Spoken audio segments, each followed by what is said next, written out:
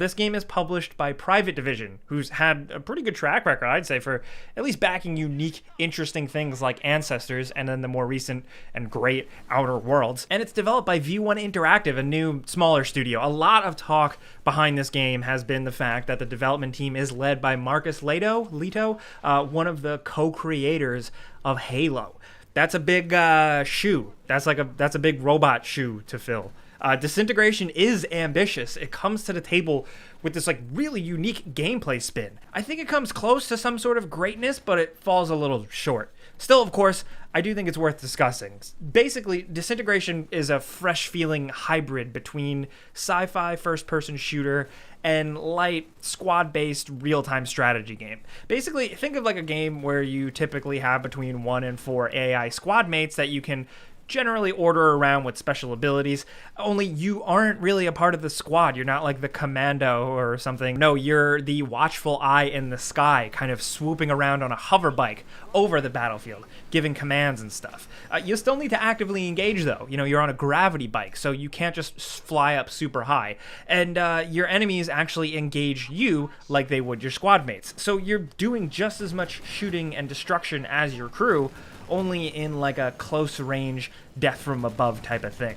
Look, it sounds kind of weird at first, especially when I played previous multiplayer access stuff. I kind of didn't get the blend, but after some time, you really appreciate it. It's a clever mashup. Commanding your team of robots isn't super complicated. They auto-follow you, but you can click and tell them where to go, what to check, and of course, what to shoot. And then they each have a special ability on a cooldown, like flashbangs, stasis fields, and rockets, stuff like that. That's the main hook.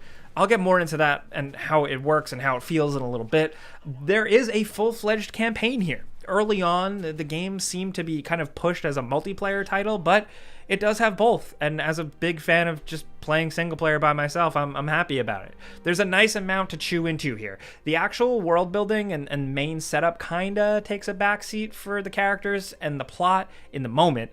But basically, in the future, as bad things happen in the world, more people opted to put their brains and their consciousness into cool robots. You play as Romer, who is a really cool named robot dude who wears a cool jacket, and you band together with a ragtag bunch of rebel robots to essentially fight against a force trying to destroy what remains of the idea of humanity.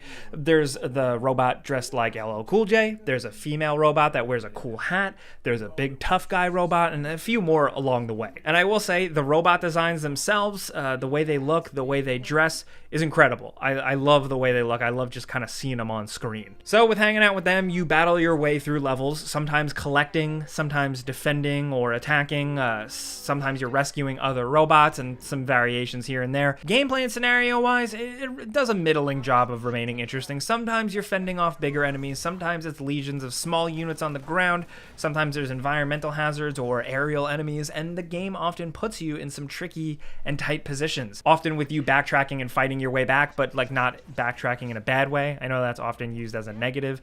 The combat itself is all about positioning and a lot of clustering.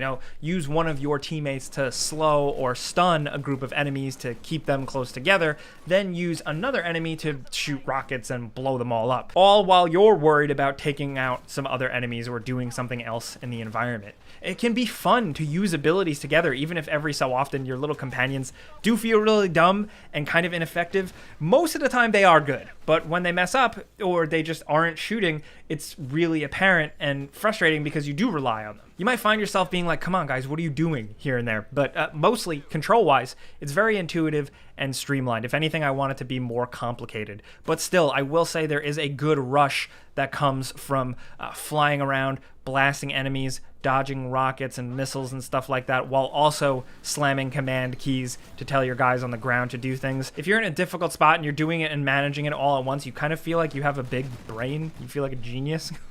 It's a satisfying feeling. Now, oftentimes the campaign environments branch out a little bit, and you can pop crates to earn stuff to upgrade your robots back at base. That's really the main loop. But I did say base. There is actually a base. There are a few areas in the game that serve as pre-mission hub worlds where you can tack on new extra challenges like side objectives for more benefits before you head out to your next mission.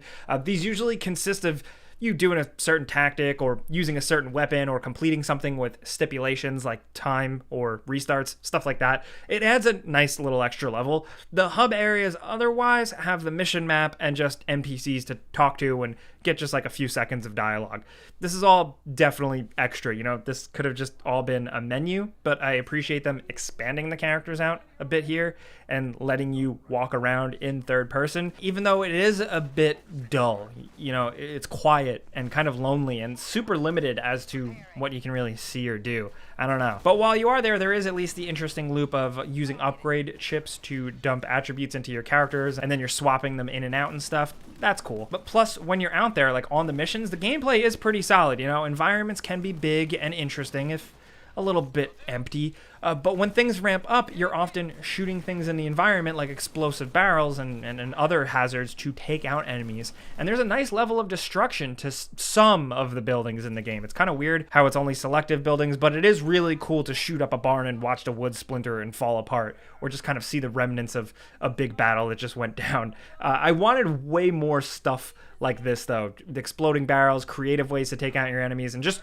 more in general. The campaign itself is okay. Some of the cutscenes are pretty interesting, but it all feels like it's just missing a little something I can't quite put my finger on. But the same goes for missions. I'm enjoying the dialogue mid-game with the characters, the shooting, and the mindless explosions, but with not a lot of music and not much more happening in the environments, it feels slightly dull. Which is a shame, because there are good moments, using and learning different team members, some bigger chaotic battles, but ultimately I just found myself growing a bit tired of it. It just doesn't hit as hard as I wanted on any of the fronts other than the core shooting, which I still say is good. I felt like I was just mindlessly playing after a while. Now, that's just me personally, of course. I do want to point out, bump up the difficulty a bit, because that's when the gameplay really shines. You have to constantly strafe and manage your positioning while constantly healing your guys or using every tool all of the time properly. It's like I said earlier, if you're playing, especially with a mouse and keyboard, I think the PC community will really like this game. When you're doing everything and you're hitting the proper commands while also shooting enemies, you feel really cool. And that added difficulty also really shines in the multiplayer department. There are only a few maps and game modes, but the gameplay itself can get exciting when you're up against a good team. The ability to hover higher and lower really comes into play here as you kind of like duck and dive and dodge and maybe swoop down to blow away some enemies or scoop up the revive token of your dead squad mate and then quickly boost out of danger. That stuff can be pretty thrilling, especially maybe if you're squared off like 1v1 with another grav cycle. Those moments can get pretty cool too. So overall, the multiplayer itself is team-based, and there are essentially different characters that work as classes to choose from. Each has different levels of speed, durability, weapon loadouts, as well as a different number of squad guys who all have different abilities. It's pretty fun to experiment and try them all out, and you're really going to need variety on your team, like a tank. You're definitely going to need somebody that has a healing ability, stuff like that. There's point capture and hold, team deathmatch with collecting kills, and transport the thing to the other side and win. That's zone control, collector, and retrieval. They're all fairly fun, and like I said, it really does shine when you're used to the controls and understand the flow of the game. On high levels, it can be really cool. Keep in mind, I'm playing on servers pre-release with other reviewers and YouTubers and stuff, so it's not a real-world experience yet. I think servers will be okay, but I'm just curious to see if and how a community takes to this game. You also unlock badges, which you can customize, banners, and emotes in-game to kind of give yourself a bit of an identity. You can also customize the look of the character crews with different skins for the pilot and then the vehicle and the units, as well as little attachment keychain type things to hang onto the vehicles. There is a currency you earn to unlock stuff in-game, and it's surprisingly generous. That being said, there is also an in-game store with real-world money as well, just to keep in mind. The only thing is, though, with the skins really just mostly being color swaps and not much else progression-wise, only a few maps and a few modes. After a few hours, I felt like I had my fill. I was very much like, okay, cool, I get it. I just want more, more modes, more maps, way more progression, more variation to the modes and just in the environments themselves. The campaign puts you in a few interesting situations where you have to think a bit differently, and I would love for some of that creative process to affect how the multiplayer works, because the actual shooting and commanding units can be really fun. I just want more to do, more complicated commands, more abilities for the units, more weapons, more tools, and more movement abilities for the player, and more stuff to worry about in-game, if that makes sense. So with the overall package, I find myself kind of in the middle of the road. The campaign is some good mindless fun with some quirky moments, cool robot designs, but otherwise a bit lifeless. And the multiplayer mode has at least the makings of something, because the gameplay chops, the core gameplay, the shooting is good. It is unique. The potential is there. The grav cycle gameplay is creative and fresh. And if you're like me and you just kind of like to dabble in a bunch of games, it's at worth least trying out for that. Otherwise, I don't know. I think the honeymoon ended a little quicker than I was hoping for this one. But of course, this is a before you buy. You know how this goes down by now. I give you some pros, some cons, and some personal opinion. Now I want to hear yours down in the comments. This game is dropping soon, so I want to know how you're feeling. Did you play the earlier access, like the betas, stuff like that? What do you think? Do you like games where you play as robots? Because this game does have some pretty good robots. I will